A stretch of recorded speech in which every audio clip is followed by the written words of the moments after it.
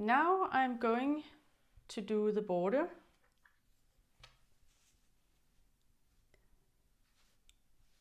So let me start by this, and then I will be doing 2 single crochet in every chain along the way. Okay? In every chain along the way, I will be doing 2 single crochets. And when you get to the corner, I will do 5. 1, 2, 3, 4,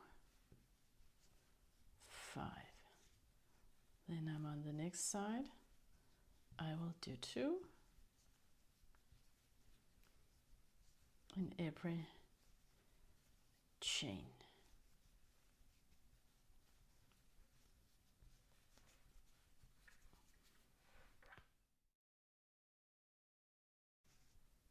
And 2 in the last chain, and then you just break the yarn, pull through, and then we can end by an invisible join. So I will put my needle in my hook, this way here, and then up here, and get the yarn out here.